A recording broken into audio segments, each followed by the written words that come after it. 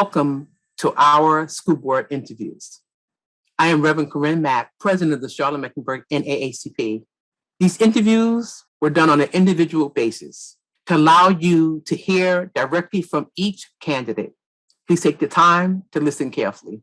But before I go any further, I must thank two phenomenal women, Ms. Annette Albright, who is our educational chairperson, and Mrs. Terrell Nichols, who is our political action chairperson. These women have done so much work to ensure that we elevate not only our children in the educational system, but this process. Please take the time to listen to every interview and make a decision as to who best serves you, your children, and your family. It's so important that we are involved in this process. This branch, the Charlotte-Mecklenburg branch, led the charge in the lawsuit against the state legislators for educational inequity, violation of the Land Law Act. That lawsuit will directly change the lives for Black, Brown, Indigenous, and children at risk. Educational equity is imperative. We're talking about our children and their futures. And so the work that we do on a daily basis is to ensure that we have a just system. Thank you again for your time, and I hope you enjoy every interview. God bless you. Well, thanks for the opportunity. So I'm Sean Strain. I am a CMS parent, a school improvement team member, and a board member who's now been serving for nearly 5 years for this complex educational services enterprise. Our system exists to prepare and educate our youth in order to be competitive, contributing members of our community. Unfortunately, our leadership has failed to rise to the needs and expectations of our youth. And as a direct result, our district has as well. CMS is a $2 billion enterprise delivering critical educational services to over 140,000 students in our community. The board functions as a board of directors for said enterprise and owns the results delivered based on the direction and the culture it has set. High-performing organizations require focused leadership committed to its mission, demonstrating deliberative, critical thought, and a strong culture of high expectations, transparency, and accountability. I've been honored to serve, have consistently demonstrated and embodied these leadership characteristics, and ask for your support to help lead the cultural transformation necessary to deliver strong student outcomes across both this district and the entire county for every student in every school every day.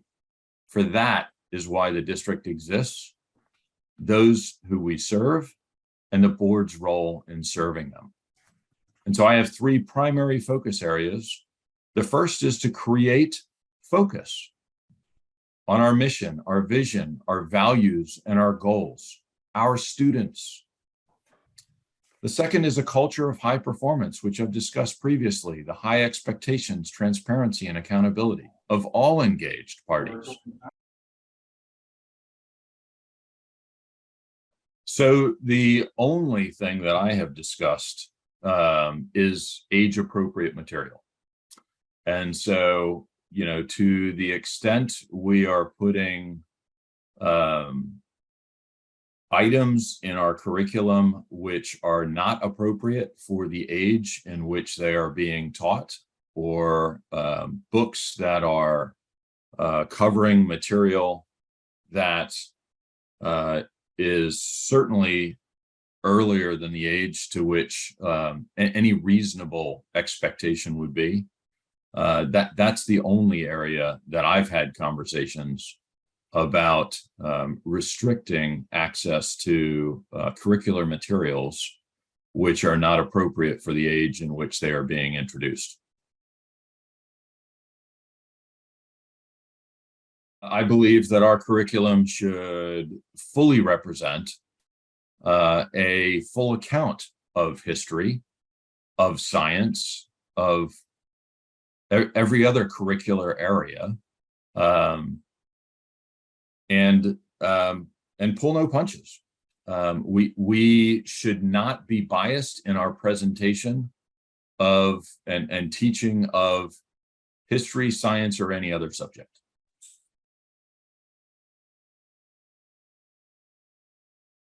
In the first instance, as a board member, you, because I face this every day with my kids going to school, you have to lean on staff to come up with the answers and hold them to account to come up with answers. The board is responsible for setting the expectation not only in the classroom, but for the transportation department that is part of CMS, that those services are going to be high quality services. For a long time, I have asked for the sort of transparency that certainly airlines provide, which is on-time percentage. And we ought to be able to set high expectations and then work with our staff to identify exactly what they need in order to be successful in delivering on those high expectations. If that means continued increases in terms of pay, then that's part of the answer. If, we need to hold our staff to account for bringing solutions to us rather than diving into the organization as if we are experts in each area of the district.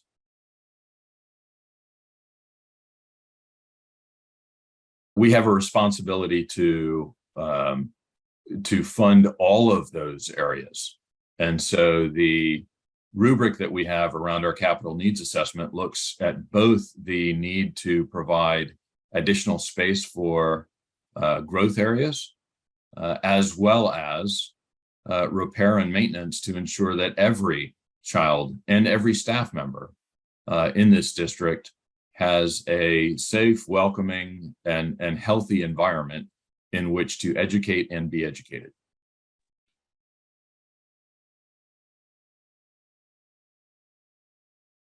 So that's a federal program, not too dissimilar to the conversation we just had about transportation. Those are services that are provided by our staff, and we need to have our staff enumerate exactly what the challenges are in delivering those food services and what their solutions are. The problem with diving into every one of these areas is not only that we're not subject matter experts, but you undermine the requisite responsibility in your own organization in order to solve the problems, own the problems, solve the problems, and become a high-performing organization. The board is never going to be able to solve every one of these problems by diving into them. In the first instance, by setting the same expectations of both students and staff. When there's two pieces of this. One is the students and staff that walk into the building, and then the second is the resources that you provide in order to ensure that that students are met where they are and challenged every day to fly as high as they can. All too often, what I've seen in my 5 years is lowering of expectations and less accountability, both for students and staff. And so we need to ensure that we are providing both equitable opportunity and resources, and that we are ensuring equality of expectations in terms of the performance of our students and our staff.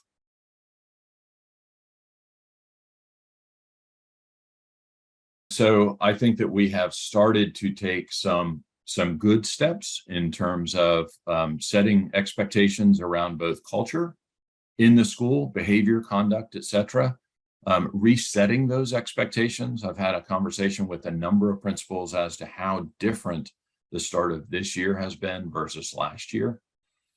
But ultimately, what we've got to do is we've got to ensure that we assess the threats to a strong culture and learning environment in every one of our schools, set those expectations with both students and family and staff, and ensure that those are met. Because once again, if we don't set the expectations, they'll never be met. And once we do, we need to hold people accountable to delivering on those expectations of a safe and healthy learning environment and educators' environment.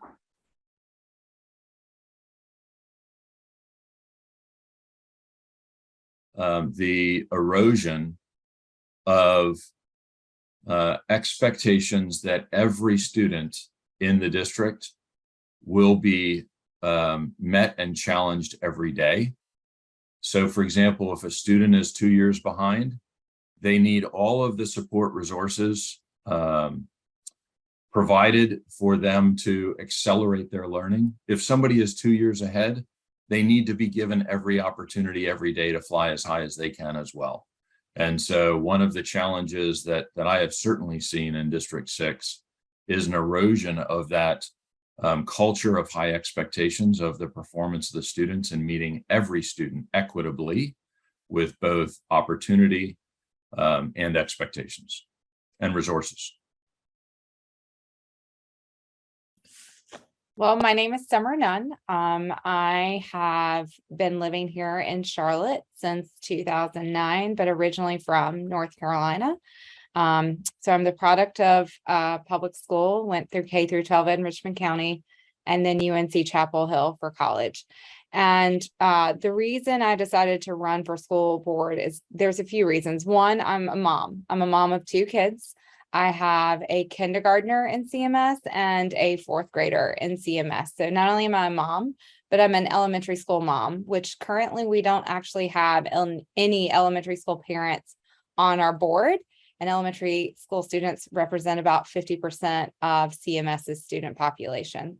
The other thing I am is by day, outside of being a mom and a wife, is I am a corporate business executive. So I'm a chief marketing officer for a multi-location business in the car wash space. And I have reached the C-suite of corporate America here in Charlotte, working for great businesses like Red Ventures, Driven Brands, and now Magnolia Wash Holdings, which I'm helping build. So being a corporate executive has given me a lot of oversight and experience in not only managing large organizations, but also dealing with complex budgets. How do we hire and build the right teams? And if you look at CMS, since it is such a large organization with 180 schools and a $2 billion annual budget servicing 20,000 in staff, it's something that we need strong leadership on to help us figure out how do we equitably not only look at our resources, but also spend wisely, then also how do we hire the right leadership, which is the role of the board, is to really be the voice of the community and put the right leadership in place, securing the right budgets and resources and allocating them appropriately for our success.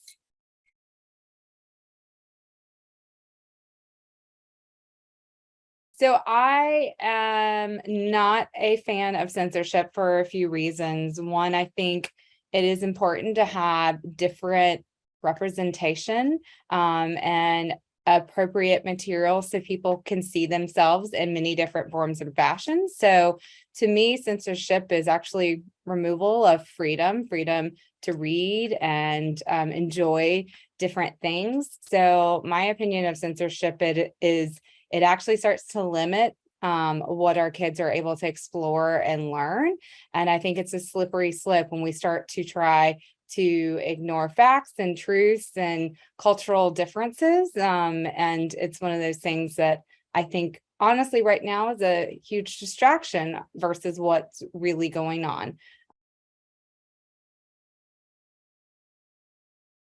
Yeah, so my opinion there is when we start to remove expertise, it generally means we're moving away from facts. And when you start ignoring facts, you tend to repeat the same mistakes in history. So there are lots of people that have invested a lot in their academic career to become experts and study the facts. And when we start to remove those, it's a very dangerous slope, and it actually takes us back to censorship to some extent. So, it's been proven if you ignore the facts, you may repeat the same mistakes in history. And society in general gets better when we know the facts and we learn from them and then better ourselves. So not a fan of removing expertise and fact-based learning from our curriculum.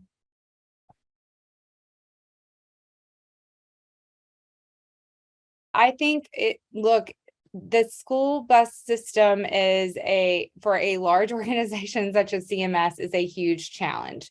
So it's one of those things that we are going to have to dig in and evaluate. I think we need to listen to parents and community members on how do we address the issues that we have with school buses, and then create relevant plans to focus on them.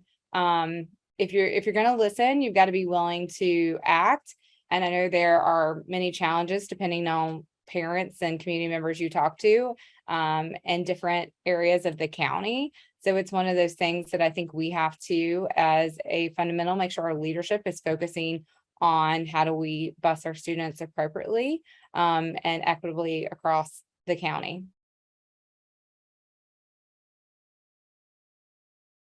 I think it heavily depends. And I say this as someone who manages multi-location businesses.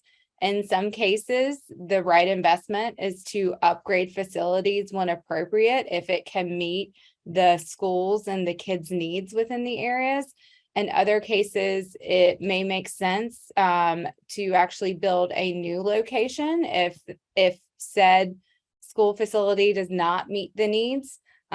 So I am a person that there needs to be an analysis done and an understanding of why we need to either upgrade or build new, and then what is the appropriate way to spend those funds, because it's not necessarily the cheapest way to do it, but what's the best way to do that. And that includes community feedback based on where the school is, what it will take to either bring that facility up to where we need to meet the community and the kids' needs and the staff's needs, or does that mean net new? So generally there's a cost analysis, and that includes, understanding what the cost of the land is, how we're going to build, where we're going to build, what's needed from an infrastructure standpoint, because sometimes upgrading can cost more than starting new. So it really should be done on a case-by-case basis and done far in advance. So when we get to these projects, we know exactly what we're trying to accomplish, and really starting to bring some of our outdated facilities forward, because school environment also has been proven to help improve student outcomes, and it also helps make ease of staff to just focus on the students rather than all the issues that are happening inside the school building.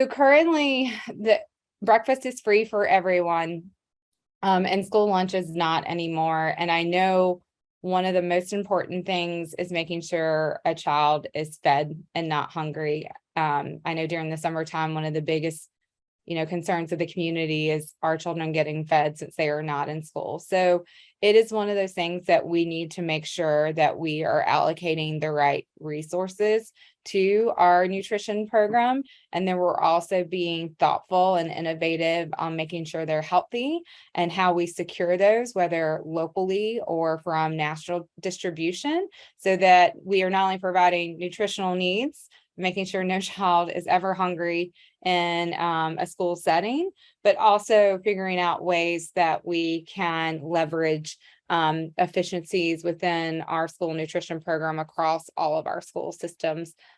So I don't necessarily have the answers per se. It really should not cost a kid to eat. And to me, it's one of the most important things, because a kid can't learn if they're hungry. They can't focus, and we want their bellies to be full and their minds open, so they are able to reach their highest potential and not be distracted in the classroom for a teacher.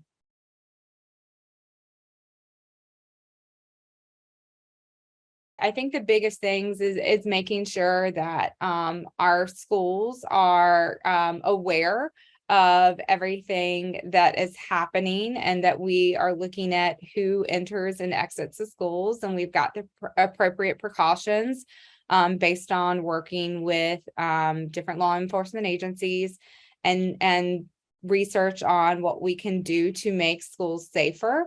I think the metal detectors are a great way to make sure that students not only feel safe, but we are catching potentially any issues that come into the buildings, especially at a higher education standpoint. But I think a big thing is making sure that we actually have the right support staff within the schools. And what I mean by that is if you look at how many psychologists and guidance counselors we have, we don't have enough today. And that goes back to funding and making sure that we have the right resources to support kids not only academically, but socially and emotionally. And all kids are different. They all have different needs. And we need to make sure that not only we identify those, but address those and have the right resources, both inside the classroom and outside the classroom, but within the school, to make sure that they feel not only as safe, but we are addressing all of their needs. So while there are physical things that we need to make sure that we are doing, and I think they are headed in the right direction with what they've done with the metal detectors and the screening of students and how we make sure we have the right entry and exit points. I ultimately think it goes back to supporting kids with more staff within the schools, because really that has been known to lessen, the safety issues that could occur just because a kid feels bullied or out of place. When you look at performance disparity, a lot of it comes back to assessing where students are when they walk in the door on day one, and then allocating resources appropriately. So a lot of this goes back to understanding where the kids are, and not only from a testing evaluation, but from a teacher evaluation, and then allowing that feedback to occur, and then sending the resources appropriately to address the differences and the gaps. And a lot of these gaps exist on day one when kids step into the classroom and then across the system. And a lot of it has to do with different socioeconomic classes. So the best way to do this is to make sure that we have the right curriculum and the right resources to address the differences in performance. And there's a plan on after we evaluate them on day one to bring them up to the level of success and outcome that we need. So if you look at it, it's one of these things where we not only have to look at how we are equitably funding schools, but also evaluating resources and redeploying them as we see fit. And in some cases, that may mean we need more of them. I have a third grader last year who just went through reading and math EOG testing for the first time. And one of the ways we addressed it is we deployed additional resources to students who did not perform or were not assessing as high as they needed to in the beginning. So they were put in tighter groups and given more assignments and more resources, and they were able to improve and lessen the gap in the performance of those students and got them up to proficiency.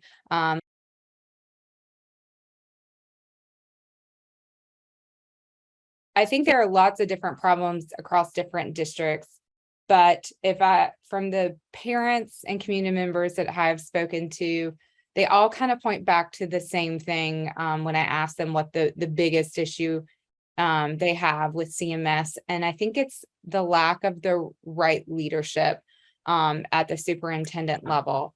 So talking to parents, talking to teachers, it's really hard to make forward progress when we've had 7 different leaders over the past 10 years. And leadership not only sets direction and expectations, but they also hire the right people. When we think about the superintendent, that are able to not only dig in, but own their different areas. So talking about the bus problem, do we have the right leadership in place? Talking about student outcomes, do we have the right learning superintendents, and are we deploying resources appropriately based on what we're measuring within those different departments? So it all, to me, points back to making sure that we hire the right superintendent and that we have community input on who that superintendent needs to be, that we also have people on the board who know how to hire and put the right people in place to lead such a large organization, but also be able to see success down on the individual student level through all 180 schools and 20,000 staff. So to me, the number one issue for my district, but honestly, the county, is making sure we have the right leadership in place, because a lot of our issues have stemmed from not having not only the right leadership in place, but inconsistent leadership in place. And when you put that in place, then we can actually focus on, with the board, student outcomes, and we start to solve all the issues because we're actively addressing them. Well, hello, my name is Michael Watson. I am running for Board of Education in District 6. I am a husband and a father of 2 CMS students. I am a product of public schools. I believe firmly in the ability of our public schools to meet our children's needs. I've served on a variety of levels within the CMS framework. I have been on 2 schools, SLT teams, elementary and middle school level. I've served as a vice president of the PTA for Polo Ridge Elementary, and I was the president of the PTA for J.M. Robinson Middle School. I currently serve as the social media co-chair at Ardrey Kell High School. At the collegiate level, I serve on the Diversity and Equity and Inclusion Board for the College of Engineering at the University of Missouri-Columbia. And I also serve in a capacity and an advisory scholarship giver for the University of Missouri. Again, I am firmly committed to data-driven analysis. I believe that there are solutions to all of the issues that plague CMS, and I'm looking forward to bringing a fresh perspective to the board if elected in November. Thank you. I'm firmly against that. I don't believe that censorship is the right way to go about introducing things to children. I think, you know, there are parents that have valid concerns for what their students are exposed to. You know, I believe in the rights of a parent. However, I think the short-term solution for that is to allow those parents to opt out versus affect what everybody else has available to opt into. So I think there is a solution there, and that solution again is, if the parent doesn't feel comfortable, they should be able to opt out of the material instead of repressing the rest of the student body. I believe that facts are facts and should be taught as facts. I don't believe that, you know, anything that isn't historical or isn't scientific should be altered in any way. I think that, you know, again, fact is fact, and that's what should be taught to our students.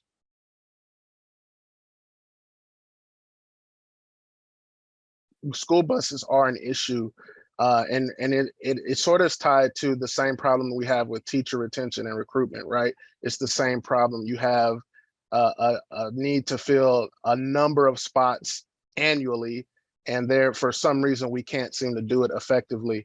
I know in the past that we've contracted that out. I don't know that that's been an effective means to solve the busing problem, but I think much like we need to do with our teachers, we have to have some creative ways to retain our bus drivers and recruit more bus drivers. Part of that is financials, and part of it isn't. I don't know if the work environment plays a factor into it, but that's something we need to look at.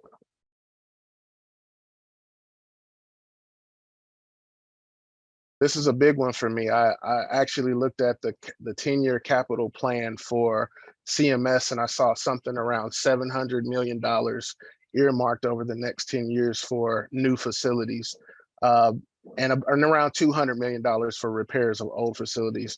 Listen, I believe that, you know, we should invest where we've already made investments. I think we need to you know, make the proper renovations and repairs at our existing schools.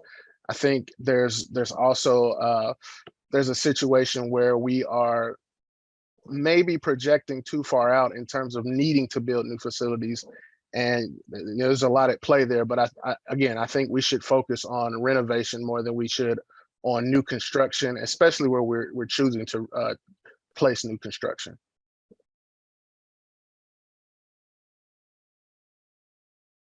I firmly believe that, a lot of how a student starts their day determines how they learn throughout the rest of the day. So, the free breakfast program still exists, but there was a change in the lunch program. And I think the dynamics of it play a factor into how the student outcomes are. I believe that program should still exist. If there's a funding issue, there's a couple things that go into that. There's the county commission funds, and then there's the state funds with the Leandro case that still haven't been distributed. But we have to be creative and look to our business community to help us fill that gap. I think that's something we could do if we just ask the right way.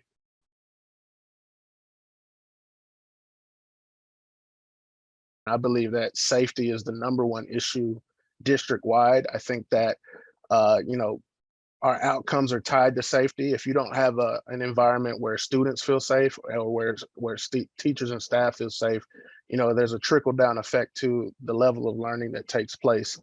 But here's the great thing is we don't have to reinvent the wheel. We have business partners in our community, whether it be sports teams, whether it be malls, things of that nature, that they have safety plans that we can model.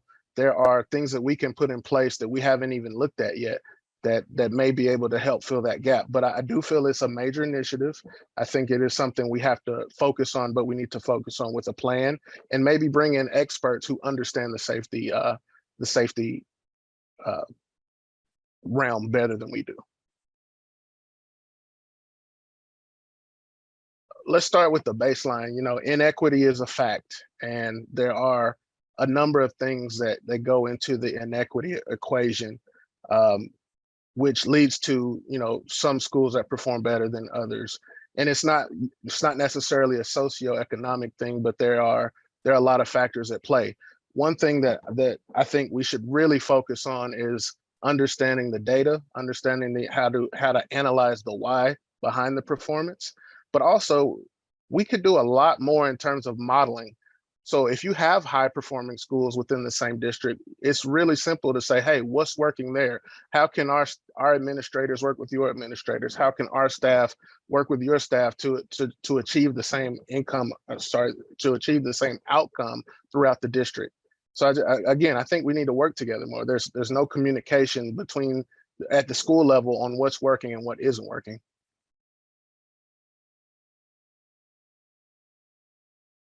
So I think the #1 issue in my district is the same that is in every district. There are disparities between students of different races and different socioeconomic status. What you have in my district is you don't have it as pronounced because this district minority students are super minority, but the problem still exists. So I think that again, this issue it isn't just relegated to a few districts within CMS. It's the same problem everywhere. And I think that because we have a tendency to look at the problem as a whole problem, that we're not understanding the why, right? We're not looking at, okay, how do we bridge the gap? How do we get our students ready to learn at a level that they need to learn? Maybe we need to change our expectations. Let's raise the bar on our expectations. Let's work harder in preparing them for what they need to do to learn at the next level. Again, I think that's the biggest problem across the whole district is outcomes are tied to expectations, and our expectations aren't being delivered the same across the district. Well, I hope you enjoyed those interviews. Now it's the time to make the decision. I pray it was a help to you. But please remember that it's so important that you vote the entire ballot. Every position is a critical position and will, in fact, direct your family. As you go through this electoral process, think back to these interviews to make the determination on what's best for you.